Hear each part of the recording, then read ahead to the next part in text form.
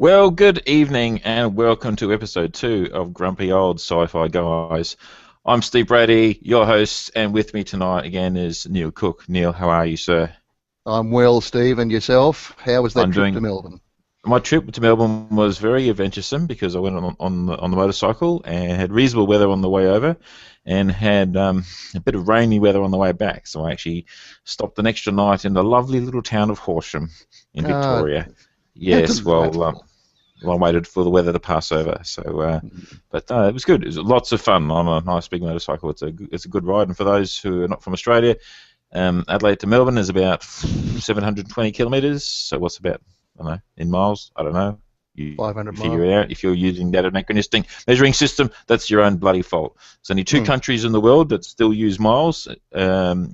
Or the imperial measurement system, the non-metric system. So we're talking United States, that the UK still uses miles for distance measures, and I think Bhutan is the other one. Or was it Burma? It might be Burma actually. So that's the sort of company you're in if you're not using the metric system. In other words, Um, you're behind the times. that's it. Get with it. Anyway, so now to kick this episode off, important question, Neil, is what are you drinking? Drinking this evening bourbon and branch water. In other words, bourbon on ice and a little bit of tap water. A little bit of tap water. Oh, that's fabulous. Yeah. Well, I am drinking some Bushmills single malt with some ice. So Oh, very nice. Very nice. yes, and it's a nice night for it because it's a bit nippy here. It's well May, which is autumn time here in Australia, so it's getting close to winter, and it's a little bit chilly. It's about 10, 11 degrees Celsius Hmm. here, which by our terms is quite chilly. I've actually had to put a jumper on as opposed to just sit around in a t-shirt. That's cold in Australia, okay? Yes. For those of you who are not from here. And if you're not from here, well, maybe you should be. Yeah. That's all I'm saying. If you're not from here, you're missing out. So. That's it. So just for those who haven't seen the show before, what Neil and I do is we're just a couple of old buggers who like to talk about science fiction. We're not professional authors or reviewers or anything like that. This is not a review show. We don't give scores out of 10. We just talk about stuff that we like and we find interesting, and maybe generate some debate. And if you find what we have to say interesting, then keep watching and spread the word. Tell your friends, because there's worse things you could be doing than watching a couple of old middle-aged grumpy old men on a Saturday night who have nothing better to do because we don't have women. But we do have cats. And we got cats. Yeah, right. Yes, Yeah. we do have. We both respectively have cats, and they're running around our respective properties, and we were sort of waving them at each other. They're waving to each other earlier on. Here's mine. Hello, T. Say before hello to the people, T-Ret. There we go. There we go. Yeah, mine's Back in. over there in the distance, looking at the bookcase. So earlier he was trying to sort of operate the keyboard. Okay, let's move on. Let's talk about our first film tonight, Neil. And the first thing we're going to talk about is Oblivion, which is a film that came out last year, starring Tom Cruise and Morgan Freeman, probably the two notable names. Who else was in it? Nikolai Coster-Waldau, I don't know how to pronounce his name. The guy who plays Jaime Lannister in Game of Thrones is in it. And yeah, that's probably the more notable names. What did you think of Oblivion, Neil? I enjoyed it. I thought I was really captured by the special effects and the era, the timing of it. The post Armageddon Earth, where we had successfully destroyed the planet and humanity had to retreat to somewhere else. Yep. But it was an interesting concept. The only thing I'd say about it is that for some strange reason, I find Tom Cruise disingenuous. I don't know. Is that the right word?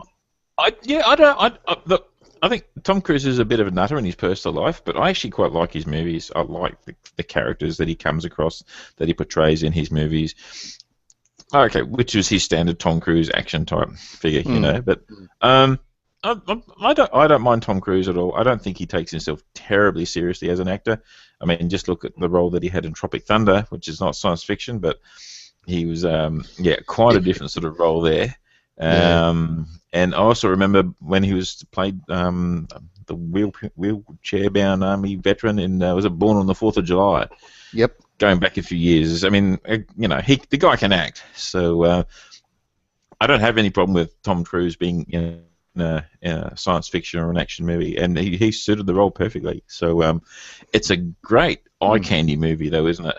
Oh, It's absolutely. really visually very, very beautiful. Yeah. Yeah. The the designs digital as most of the they would be, and certainly the vehicles would be mostly digital, I would imagine. Look pretty special. The sort of like fishbowl spaceship that they sort of fly around in is quite spectacular, and the way it sort of takes off from the landing platform. Yeah. And sort of Goes out and almost like a swan dive, almost like a diver doing a backflip off the diving board. Yeah. That's okay. Someone's put some thought into that. That's pretty nice looking. The big refineries on the surface, or well, I gather they're refineries. They're trying to recycle the atmosphere or something, aren't they? Yeah, I probably won't talk. It's only a fairly recent movie, so probably won't talk too much about giving away too much of the plot because there's probably some people out there who haven't seen it. Unlike Planet of the Apes, where it's been out for 30 years, and if you haven't seen it by now, we were prepared to sort of talk anything about it. So we won't. There are a couple of twists in the movie, and it'd be interesting to see if you haven't seen it before whether you see it coming or not. So and it's. From my point of view, it sort of borrows a bit from another couple of movies, and if I sort of kind of mention the movies, it'll kind of give away the twists. So I'm not really sure. Or should we just say spoilers for the next 5 minutes and discuss the plot twists? What do you reckon? Well, can I just inject one word? Yes. Moon. Yes. Yes. Okay. Well, that kind of gives it away. That's all I'll say. Yes. There are two movies that I thought it borrowed from. One was Moon. And we won't say how and we won't say why. And we'll talk about Moon in depth at another time because it's a movie that I love. Yeah, absolutely. And the other movie I thought it borrowed from was Independence Day, particularly the final sequence. Yeah, that's the Will Smith. Will Smith and I can't remember the other guy's name. They went up in this, and they did the thing and. Yeah. But the very final sequence. Yeah, I get where you're coming from. Yeah. Yes. Very confusing for anyone who hasn't seen a movie. Those of you who have seen a movie are nodding sagely, going, yes, know exactly what you're talking about. The other people are going to go, what? Who? Why? Yeah. One Who of the are reasons, these people again? Yeah, one of the reasons why it was visually spectacular is a lot of the scenery was actually filmed in Norway, so which looked pretty desolate. And I sort of noticed that sort of looking in the credits afterwards when I watched the movie the other day. So I thought, oh, okay, that kind of makes sense. It sort of it looks spectacular. So pictorially and graphically, it was, as you said, real eye candy. Yeah. There was just something about the character that Cruise was playing that for me just didn't ring. So anyway, but look, good flick. But I mean, what happens in the movie is that, and this doesn't really give it away, is like I think it's supposed to be the year 2077, and the Earth had been invaded by an alien species and had been ravaged. Planet mostly depopulated, and there were people sort of and Tom Cruise's job, and he was with a lady whose name was Victoria, and she was played by an actress, Andrea Riseborough, I think is her name. And so they're a couple, and their job is they have this certain area that they sort of have to look after and maintain. So she's like kind of like the controller who sits in the control space and talks to him, and he flies around. He's a technician. He repairs the bots that sort of protect these big sort of processing ships that sort of process the water in the ocean. So and you kind of get the feeling fairly quickly that not all is quite as it seems. And so the whole point of the movie is how does that unfold? How does that roll out? So, Are we a team? Sorry? Are we a team? Are we a team? Are we an effective team? Yes, we are an effective team. That's it. Yes. Yeah. That's kind of a definitely yes. Mm. But yeah, no, I really, what else can we say about it? And Morgan Freeman, I mean, he was a little bit wasted, I thought. He didn't Well, really see. He didn't really. I mean, he's Morgan Freeman, so he's cool, and he adds gravitas to any sort of role that he plays. well, see, this is what I mean about the character of Cruise being not what I thought he should have been. You know, if they have to inject somebody like Morgan Freeman into it, well, you know, and he was wasted. He was completely wasted. Yep. But, You know, he does. He adds something to the movie. There's that voice of his. You know, you can't get away from that voice. You know, see a photo and you instantly hear Morgan Freeman speaking whatever words are typed onto that photo. That's that's right. That's right. So yeah. Yeah, no, it's a good movie. It's definitely worth watching if you haven't seen it. I mean, I saw it in the cinema originally, and I had a fabulous time. So, you know, presentation, soundtrack, eye candy, and the basic storyline. Yeah, very good, very good. Actually, the soundtrack is really good. This set by M83, I think, does most of the soundtrack. It's also reminded me about a bit of like the soundtrack from Moon, and also a bit like the soundtrack from Tron. The latest Tron movie, it sort of reminded me a lot about that, and that's in a good way and a good thing. So yeah, if you even if you've got concerns about the story and the plot line and so forth like that, but it's just great to sit back and enjoy the visual spectacle, enjoy the eye candy and the ear candy as well. So yeah, and be entertained. Okay. I think that's the secret to it. It's one of those movies that may not have a whole lot of depth, but it entertains. You probably can't go wrong sticking it on if you want something to watch. That's kind of what I reckon. So, yeah. Okay. Well, let's move on. Let's move on to Pitch Black as our next movie for discussion. So this came out in 2000, I think, featuring Vin Diesel as the character Riddick, and which has gone on to make a couple of sequels so far, and possibly more to come, I would imagine. He seems to be the sort of character that keeps developing every time we see him. So, what are your thoughts of Pitch Black, Neil? Well, when I first started watching it, I had the immediate impression that, oh dear, this is going to be a B-grade flick. Oh goodness me! But the story overrides any shortfalls in the sets or in the you know, some of the CGI is a little bit dated, but the story is just brilliant and suspenseful, very, very suspenseful. I mean, you know people are going to die, you just don't know when. Yes, and it's just like you don't. It's like it's the classic sort of like, okay, we're nasty situation. Lots of aliens, monster, whatever. The majority of the cast are going to die. It's a matter of who survives and who doesn't. So and when and how. What will be the nature of their passing? You know, will they die gloriously, or will they die later on? You know. But wasn't it interesting that like, okay, we all knew Vin Diesel was going to be the central character because his was the name at the top of the credits list.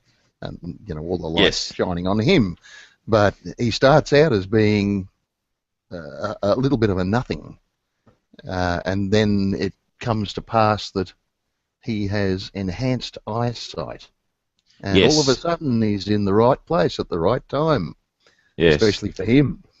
I do like the concept that they're in a planetary system which has multiple suns.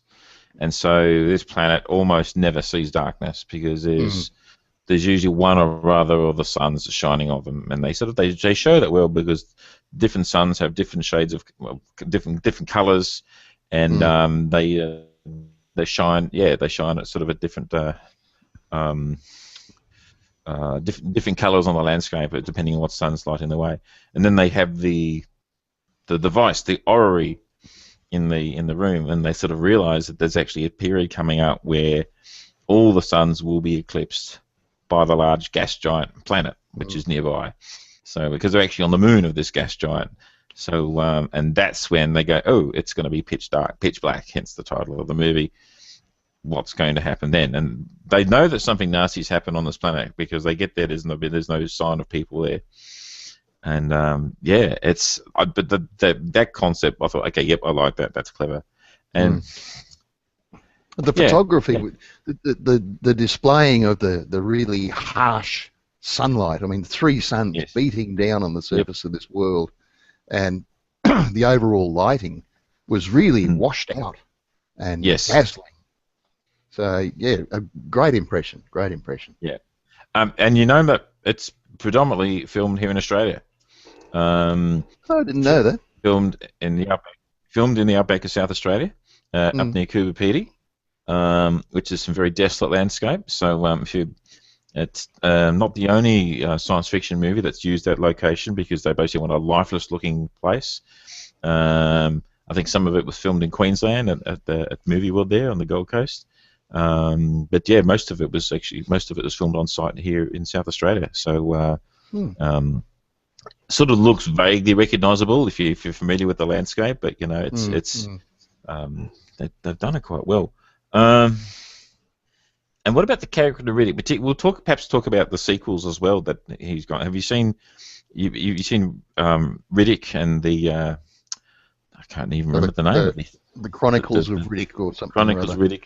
The Chronicles Riddick, and then the third one was just called Riddick, I think. So just to sort of make it obvious who the film was about. I hadn't seen any of the sequels. Okay.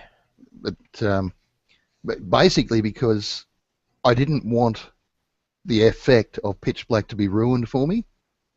You know, I'm a bit wary, because sequels are sometimes letdowns. So, I quite enjoyed Pitch Black. As a suspense movie, a sci-fi movie, I thought it was pretty good. But the sequels are quite different in tone. So I think you've kind of got to look at, because it's in a different environment. It's not in the same world. It's particularly the second movie. You're back in like a major population center that gets in the middle of an invasion. So that's a completely different scenario. And did they tell the backstory of him? Because there's a backstory. It kind of gradually comes out a bit by bit as to where he's from, but he's a Furian and a bit more comes out in the third movie, where basically and as to why he's the last of their race, and there was a big war and who they were fighting against. So I think it's worth you while watching. Now, I think you can still enjoy Pitch Black in its own right, because they haven't tried to remake Pitch Black, which is a lot of sequels do. They go, wow, this is a great movie, let's redo it again, and just call it, say, Hangover 2, for example. We'll just change the locations but make exactly the same thing happen again, because that worked so well the first time. So the Pitch Black Part 2, the Indian people didn't really die. Yeah. Well, because that didn't really. So the sequels to Pitch Black, Chronicles of Riddick and Riddick, they don't follow that path. They're each different in tone and sort of thing in their own right. So yeah, worth watching it. I think it'll tell you more about Riddick, and but I think you will still be able to enjoy Pitch Black, because they haven't tried to sort of go there again. It's they've moved the story on, and they moved the character on as well. Quite a bit of stuff happens to him in the intervening period. So there's a couple for me to have a crack. Couple for me to have a gander at. Yeah. Definitely check it out. Okay, how about we move on to our classic movie for this fortnight that we're going to have the chat about, which is Forbidden Planet. I think we're both looking at Forbidden Planet. Came out, girls, 1956. Now, really. You're breaking up. You're breaking up. Yeah, sorry, my internet's not good. To be honest. But yeah, 1956, and it was probably at the time probably the biggest made. Oh, and it's very interesting to go back and watch it now, and you kind of go because it's in an era where 1950s. A lot of science fiction movies about aliens visiting Earth and flying saucers. This is about human civilization in the I think it's the 23rd century, and they're flying, and the human beings are flying their own interstellar spaceship, which is flying saucer shaped. So I think that's definitely quite deliberate.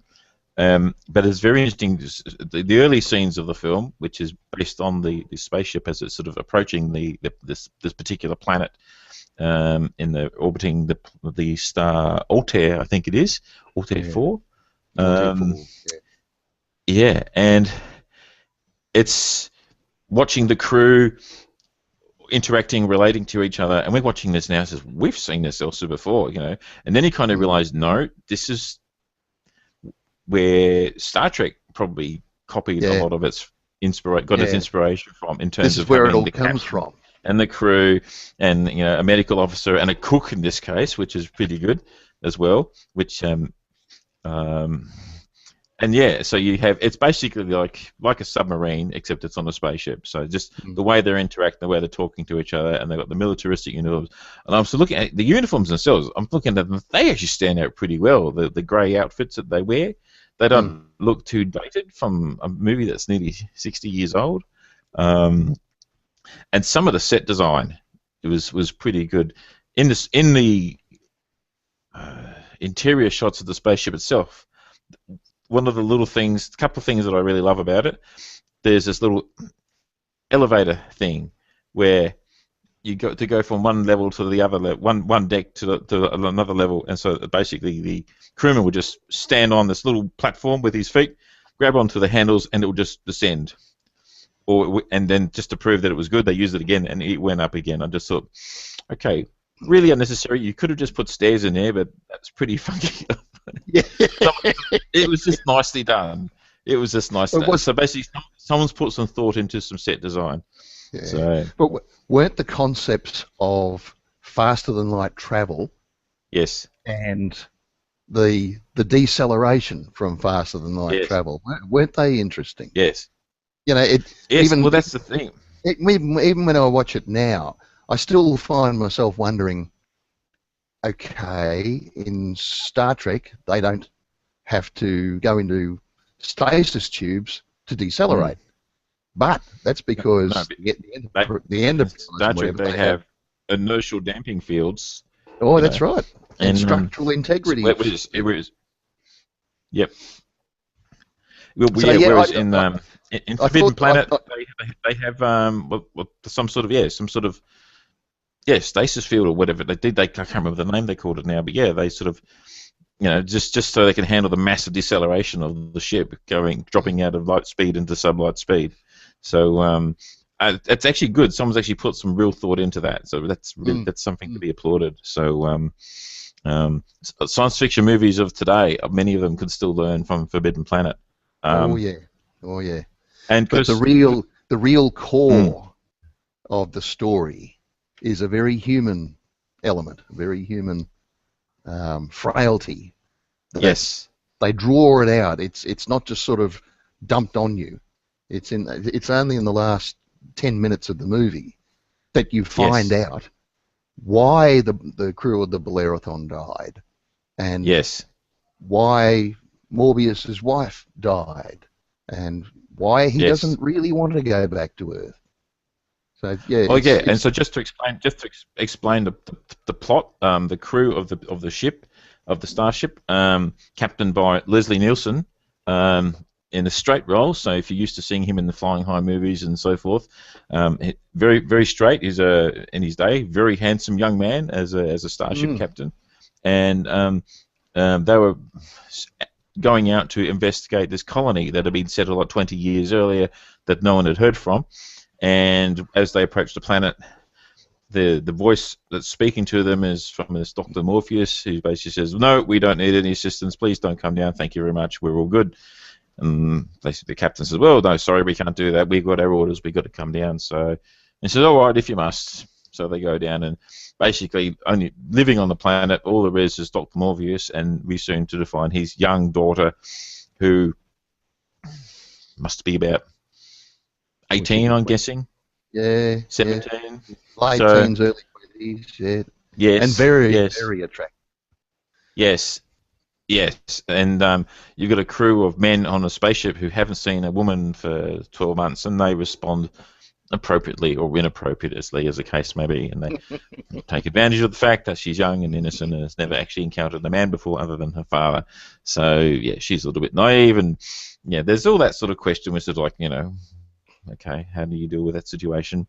And there's jealousies between crew members over the affections of over this particular woman. There is one other character on the planet that we haven't mentioned. Oh, very Robbie. Famous character. Robbie. Yeah, Robbie the robot. Robbie the robot. Robbie the robot makes his first appearance, and Robbie the robot is a personality and a character in his own right. So if you've seen a lot of science fiction programs, I think he used to be on the Twilight Zone. He used to pop up every now and then. Yes. He had this very expensive prop, and so the studio says, "Well, we use him whenever we need a robot. We'll just stick Robbie in." So, but Robbie came from Forbidden Planet, so basically a guy in a suit who could walk around. But it was a very good suit, though. It was. Yes.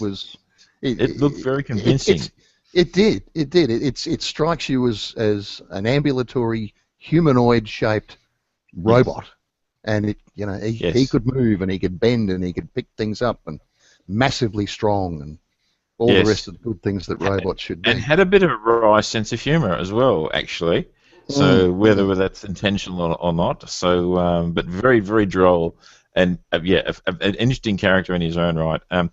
Interestingly, if you're like me and you've read a bit of Asimov, he appears to be obeying the three laws of robotics, in that he cannot allow a human, cannot allow harm to come to a human, and that's actually a key plot point later on in the movie, where he has to take action and he's unable to because he can't.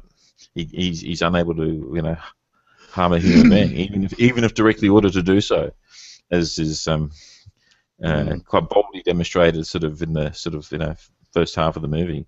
But it's still very watchable for a movie that's, as I said, 58 years old.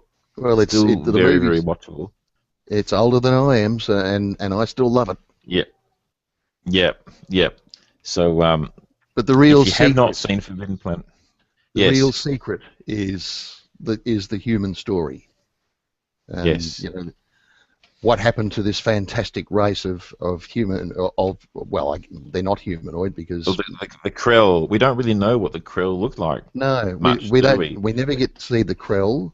Although we get an inkling of what they might look like by the shape of the doorways in their complex. Yes. So the Krell being the civilization that previously occupied this world like thousands of years earlier and have long since died out. And so part of the mystery is, well, why with this race with all this fantastic technology, why did they die out? So and that's the reason why they died out is key to the unfolding of the movie. So. And if you haven't seen it, we're not going to spoil it because there's no spoilers tonight. Sorry, no spoilers. No, and I think it's probably a lot of people who haven't seen Forbidden Planet, particularly if you're a little bit younger and you may not have heard it. But look, if you watch Forbidden Planet, you'll kind of go, oh, that's where all these other movies got their ideas from. You go, okay, so definitely worth watching. It's. No, definitely one of my favourites, and thank you for suggesting it because I hadn't seen it for a long, long time, so it was a good excuse to dig it out and have a watch of it again. So, we're doing quite well schedule-wise, so let's move on to our TV series that we're going to discuss for the week, and we're going to talk about classic 60s TV series, Voyage to the Bottom of the Sea. So, that's dates from 1964, I think, isn't it? something like that. Yeah.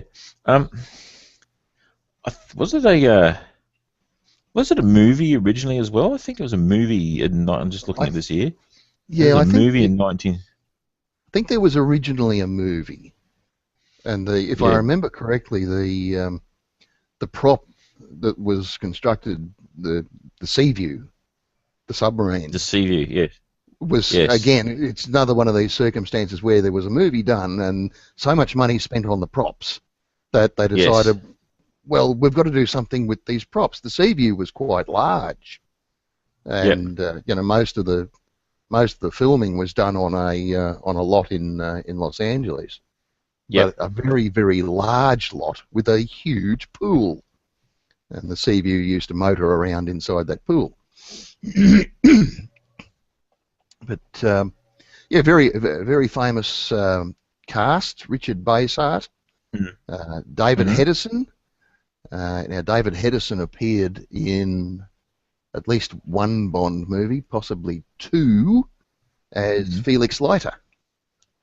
Oh, right. Okay. So he's been around a long time. But Yes. it's all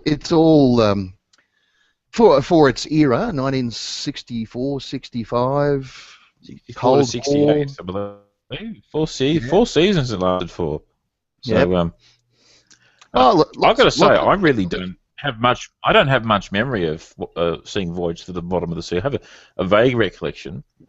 And so, for those like me who haven't seen it, the creator of it is Irwin Allen, who's also responsible for Lost in Space and Land of the Giants Towering and Inferno. Towering Time Tunnel. Did he do Time Tunnel as well? Yes, yeah, I Not think sure. he did. I think he Yeah, did. so they're sort of all a whole slew of classic science fiction television shows from the 60s and 70s. Um, so yeah, I'm surprised that Voyage to the Bottom of the Sea hasn't got more of a run. So yeah. So I mean, what was it? What were the main redeeming features of it, Neil? Why was it? Uh, Why was it worth watching? well, it showed technology, Mm, which for its day was quite advanced. I mean, here was this huge nuclear-powered submarine in private hands mm. because the Admiral Nelson. Interesting that they chose that name, Admiral Nelson. He's Yes, a yes, very nautically minded. Yes. he's a retired U.S. Navy admiral who has come into money somewhere along the line and has set up this foundation for the research of Mm. our oceans and so on and so forth. And he pays to have this gigantic nuclear-powered submarine constructed. And it's not Nuclear just or nuclear? no, it's nuclear. Yeah. Hang on. Yeah. Pretty sure you said nuclear. Yeah, You went to George Burby was pronunciation. I'm pretty sure you did. Blah, blah, blah. Yeah. Yeah, nuclear-powered submarine. Let's go. But It's American. They would call it nuclear. I'm sure they would call it nuclear. nuclear. Yeah. Nuclear. But it's quite a unique design because it looks like a manta ray. Well, the Mm, front part of the submarine looks like a manta ray. mm, And through, as you get, I think it's in the second season, the flying sub appears. Um, mm. A flying submarine. a flying sub. How did that work? Well, So, like it the would. Seaview had a wet bay in the front of it, Yep. where Yep. the doors underneath would open up, and this flying sub, which really did look like a manta ray. That was Mm. its shape. It would drop out of the sea view and it'd motor forward under the water, and then she'd shoot up to the surface, and it'd fly like an aircraft. Okay. And that's they'd go places and fulfil their missions in the flying sub. They actually lost 3 or 4 flying subs, Of course. so it was a bit like a bit like Star Trek Voyager I from that. was about like, angle. it's about like shuttlecraft. You know. Yeah, a bit like When you that. kind of go Star Trek, it says, "Oh, look, we've lost another shuttlecraft. That's why we'll just find another one somewhere." Yeah. There's, Oh well, well. Yeah. there's a video clip from just changing tack slightly from I think it's Star Trek Voyager. They make it very clear they have only so many photon torpedoes the Yes. last thing out in the distance, and it's like only a small number, I think 12 or 16 or something like that. And then they count the number of times they actually fire photon torpedoes throughout the entire 7 seasons, and it's 168 or some ridiculous number. So Yeah, exactly. yeah, that's I mean, the Voyager only ever carried 2 shuttlecraft, but then then again, somehow or other during the series, they built another one which could go super fast. They lost at least 4, so yeah. But I mean, the Voyage at the bottom of the sea. I suppose they all fall into these traps where you have to have a bit of action. So, look out, we've lost a flying sub. Oh, that's okay. We've got 2 of them.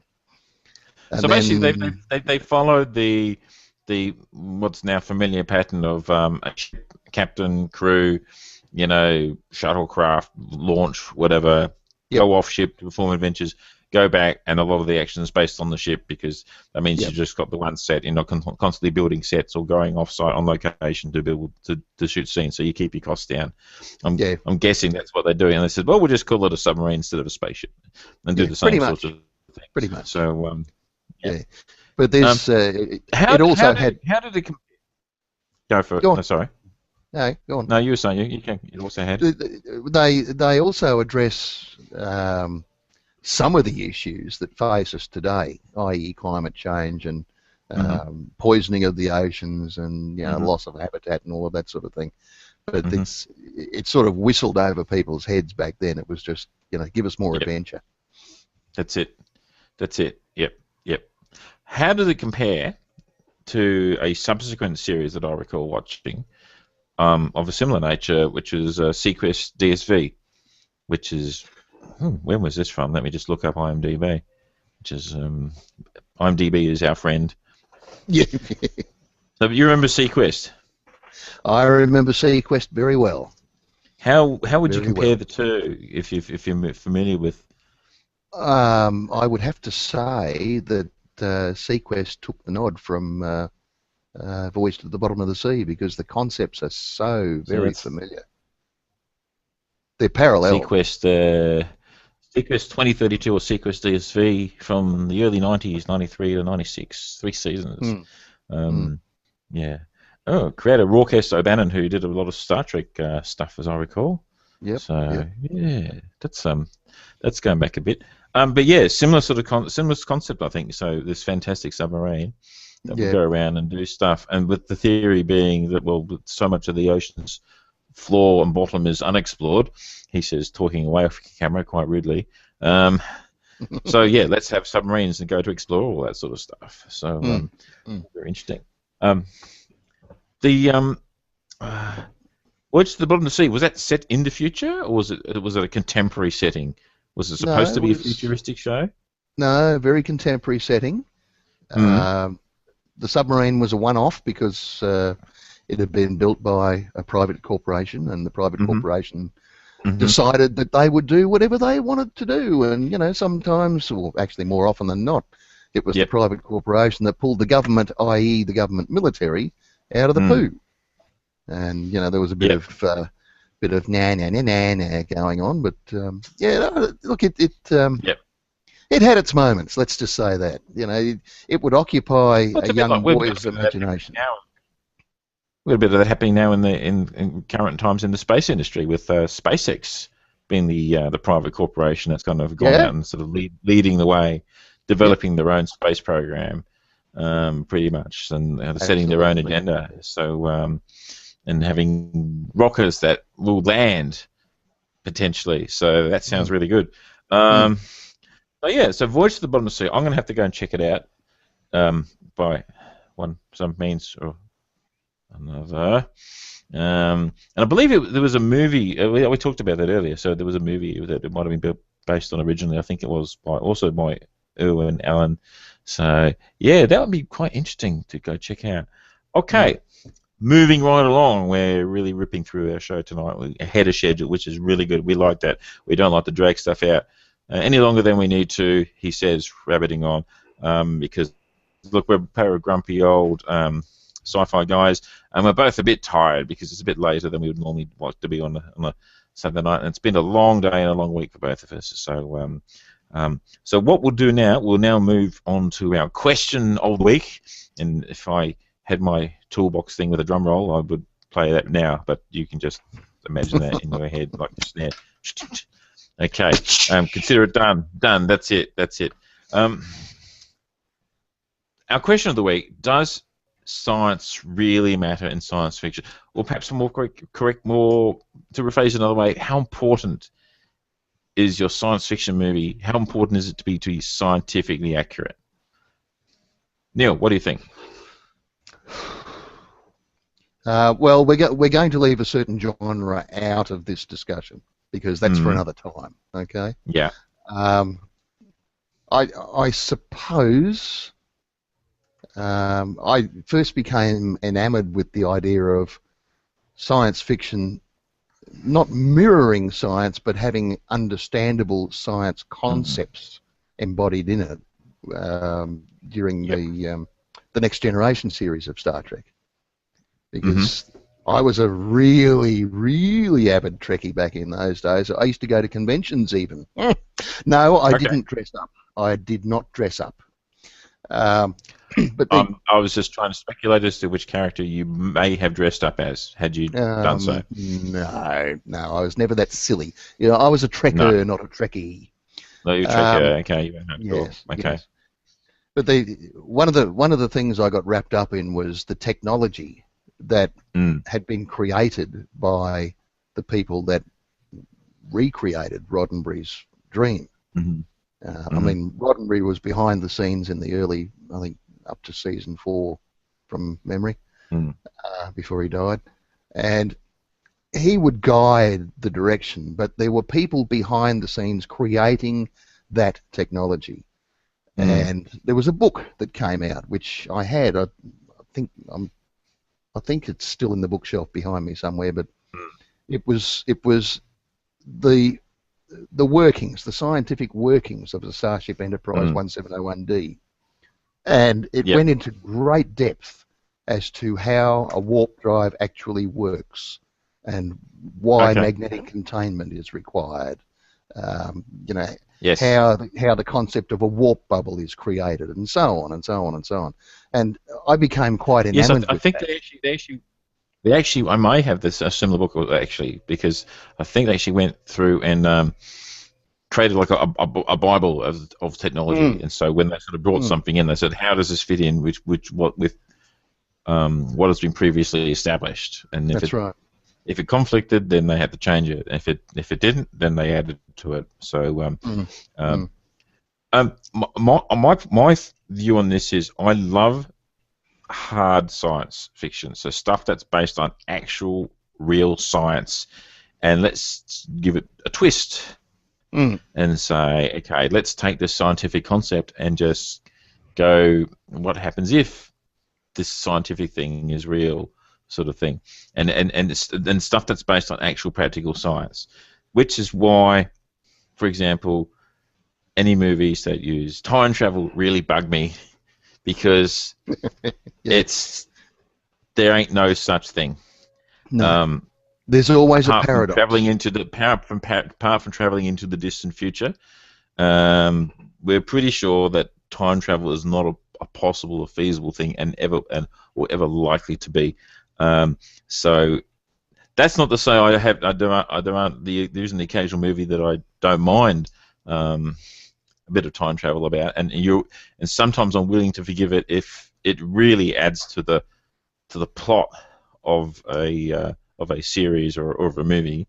But if it's cleverly done, but sometimes it's just basically uses as how are we going to get out of this? We'll travel back in time. We'll slingshot around the sun, and then we'll just get back in time. And they kind of go, oh, really? Just time travel again, hey? But there is always the paradox, always, and you cannot escape it.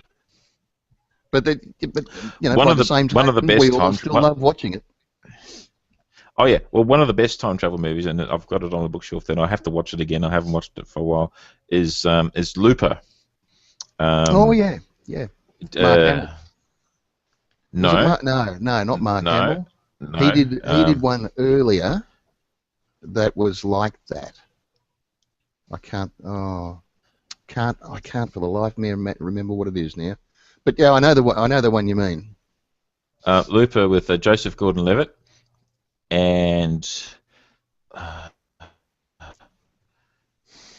Bruce Willis, of course. So Bruce Willis being the older version of Joseph Gordon-Levitt. And that's a time travel story that actually worked because time travel is integral to the story. It's not a cop-out. And they actually address straight up the paradox thing, and people who were questioning their paradoxes. And basically, he says, just look, don't overanalyze it, just accept that it works, pretty much. I have to sort of actually watch it again and see how they actually do address it. But yeah, and I thought, well, okay, that's actually an intelligent way of dealing with the time travel paradox, you know. So yeah, if you're going to use time travel, use it intelligently. And obviously, if Doctor Who, time travel's fundamental to the series, it's not just being used as a cop out. But I think in, say, Star Trek, too many times they just said, let's what are we going to do? Let's do a time travel story. Okay, let's do a time travel story. And it's like, it's just the means to an end. The beauty of Doctor Who is that he can travel at will, backwards and forwards, anywhere he wants to, in any time frame. So, you know, if he cocks up in one particular time frame, all he's got to do is go to the opposing parallel time frame and fix up his cock up. Yes, which I think he does on numerous occasions. That's right. That's right. You know, and and we saw, and it was used to great effect in the Day of the Doctor. All the Doctors was where they had introduced John Hurt as the missing War Doctor, and so at the end of that particular thing, and I'm not going to call spoilers because if you're a Doctor Who fan, you will have seen this by now, and if you're not a Doctor Who fan, you probably don't care. So, but at the end, all the Doctors from all the different timelines all converge at the one point in space and time with their TARDISes, or was it TARDI? Whovians, you'll correct me, no doubt. TARDISii. TARDIS, multiple TARDI, and to all act together in concert. And the fabulous thing about it is you got the glimpse of the new 13th Doctor, where you had the eyes of Peter Capaldi briefly on screen for a moment, you know, just knowing that just as a hint of what's to come. So that was a really good, clever use of the time travel thing. You know, it was quite nicely done. What about films like, say, the Star Wars movies?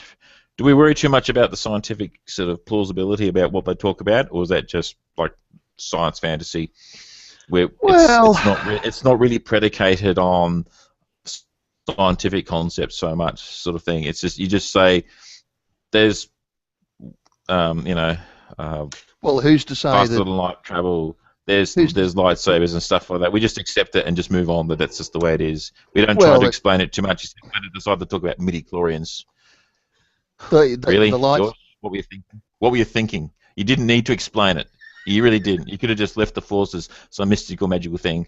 But no, you had to explain it, and by over-explaining it, you killed it. You ruined it for us all.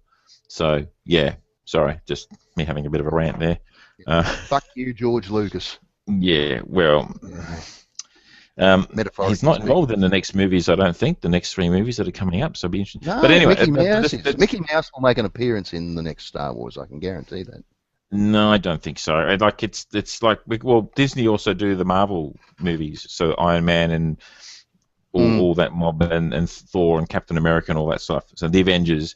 So, and I think they've actually done quite a good job with those. So I'm not too. It doesn't bother me too much, the Disney studios taking over that particular franchise. Doesn't really bother me at all. So I think when you look at Star Wars, though, I mean, who's to say that a moon-sized space station couldn't be constructed, or that a weapon that's capable of destroying a world couldn't be constructed? Yes, because they never. You don't get people going around criticizing the scientific plausibility of Star Wars plot points and so forth quite so much as compared to Star Trek. I think people have this expectation of Star Trek. This is how our future will be, and how will it work? You know, you have to explain. You've shown us on the screen how it'll be. So how is it going to work for us, or how are you going to make it work for us? Exactly. And that doesn't always happen. It's amazing how much technology was actually introduced as a concept in Star Trek, or made, if not introduced, but it was certainly used in Star Trek, and it's now coming true. They all had these pads in Star Trek Next Generation, you know, the little portable data screens that they used to walk around and read books from and so forth. And now they're reasonably ubiquitous, you know, with iPads and tablets and that sort of stuff, you know. That's, you know, and even the original communicator, you know, the precursor to the mobile phone. You know, they had the handheld communicator. The early Motorola phones, more than a passing was. Yes, I used to love the flip-top phones. I used to think it was fantastic. You know, you flipped it up and you had a nice visual flipping action to answer your call. So you used to love that. But then that's all gone with transporter technology, for argument's sake. Transporter technology has been proven to exist on a quantum level. On a quantum level. So you know. Well, if you think about it, if a transporter was really going to work, it's going to have to break down material into its quantum elements. Yes. And then transmit them somewhere else. So, and it has been proven on the quantum level over brief distances. But you know, who's to say that faster than light travel isn't possible? Well, Stephen Hawking says, but you know, who the hell is he when he's at home? Well, the way I understand faster than light travel, you don't actually travel faster than light yourself. What you do, you travel in a bubble of warped space, i.e. warp drive, and that bubble of warped space moves faster than the speed of light relative to other things in space. So that's how you move around. I mean, the universe, if you know science, the Big Bang Theory and so the universe is expanding, and the universe is actually expanding at faster than the speed of light, which is not inconsistent with the theory of relativity. You can't move within space faster than the speed of light relative to another object, but you may well be moving faster from moving away from somewhere else as space itself expands at faster than the speed of light. Yeah, that's just something to get your head around. So that's an interesting physics, people. Physics. That's it. What else can we discuss in this particular topic? I think you sort of covered that for now. I think so. I think we'll leave that one be. Unless you got something. You could go back to your, the movie that you mentioned last week, Contagion. You can treat that as science fiction because the science part, the medical science part, is real. Yes. And we know that. Exactly right. It's very real. It's very hard science fiction. So if you talk science fiction, is not all robots and lasers and all that sort of stuff, you know, and aliens. It's actually dealing with a scientific concept and what are the implications and how does it, and it tells that story fabulously. Great piece of drama. And it does really worth watching, really worth seeing. So even if if you've got a partner who's not, I don't like science fiction, but they'll watch this drama movie, you can get them to watch that, and they won't know that it's science fiction. And then you say, oh, that was science fiction. They go, no, it wasn't. So why not? There's no robots. There's no lasers. Because Dustin Hoffman doesn't do science fiction. Well, sorry, but he did. Well, he did. What was the other movie that he did years ago? The Andromeda, was it the Andromeda Strain? No, what was it? It was. That's another one. No, there was another. That's an oldie. That's an oldie. No, there was another one that he did. There was some virus got out and yeah. So, no, that would be it. The Andromeda Strain. Yeah, I think it might have been. Yeah. We'll have to have a look. Right. We'll check that out. We could be wrong. There's a good chance we're wrong. Because I said we're not experts. We're just flying by the seat of our pants here. This is just our own opinion now at the top of our heads. And instead of, we're tired and look, I'm out of whiskey, and the show's about to end. So I've gone dry as well. I'm miserable. I'm tired and I'm cranky. Really don't need to know about your personal problems, Neil. I really don't need to know. I'll get my cat and put it up here in a minute. Okay, time to wind up. Now, people, what we're thinking of doing is, if you stayed with us this far, this is great. So you get a chance to get involved in our next episode, which will be in about a fortnight's time, 2 weeks' time. For those of you in the country who are not familiar with the word fortnight, which means 2 weeks' time. Okay, fortnight, 2 weeks' time. Okay, so if you're not familiar with that term, just try dropping it in conversation and just seeing what strange looks you get from other people. And they'll say, "What are you talking about?" It says, "Oh, I was just watching this crazy show with a couple of Aussies, and they were saying to use it, and they told me to." So they're Aussies, they're cool, they know what they're on about. They're just trying to teach the rest of the world about stuff that you don't know about, like the metric system. Oh, we mentioned that already, didn't we? Okay, what else can we? No, we'll look. I think we should mention again too. Actually, there are only 2 nations on the face of this planet that still use the imperial system for distance measurement. One being the UK for measuring longitudinal distance, and of course there's the poor old US of A, who really can't pull themselves out of the trench that they've dug themselves over. I mean, that's how they crashed one of the Mars probes. Sometime back in the 90s, was it the Polar Express? I think it was. I can't remember what it was. Yeah. It was supposed to land in the South Polar regions, and apparently there was a confusion between imperial measurements and one team was using metric measurements, and another team was using imperial measurements. SpaceX, they always use metric. You use metric, and you always in metric. And you hear this, the launch programs, and they're talking about things being so many kilometers in altitude and so many kilometers downrange. It's fantastic. It's the way of the world. Actually, it's the way of science. I really, and just to branch off for a second, I really enjoy watching the SpaceX launches because they mirror the Kerbal Space Program intimately well. Meters per second in delta V. That's the way to measure it. That's how it should be. That's the way. Yes, but fortunately, with not so many Kerbals lost. And we haven't seen them exploding things on the launch pad for a while. So not since the days of the Falcon 1. They've moved on a lot from then. So, and good on them for that. Okay, our topic for the next episode that we'd like you guys to get involved in, and send us your suggestions. Leave your comments in the comments field for this particular YouTube page. If you're on Google+, come to our page for Grumpy Old Sci-Fi Guys, and we have a community as well by the same name, and so leave a comment there. So our topic for next week is, what science fiction movie would benefit from a remake? So I'm not talking, obviously there's been quite a few recently that have been remade to questionable benefit, so I'm looking at you, Total Recall, and The Day the Earth Stood Still with Keanu Reeves. Oh, that was a shocker. Michael Rennie is still turning in his grave. Yeah, I think there's some movies out there, and I won't discuss them now. We'll save that topic for next time.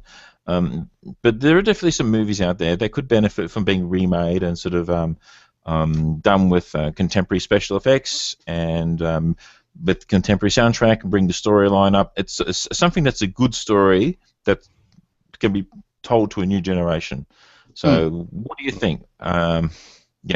Don't want to have a whinge too much about the ones that they botched up, even though I've just done it, because we've just done it. We want to talk about positive. What would you like to see reinvigorated, reinvented? From a television point of view, a good example was the Battlestar Galactica series.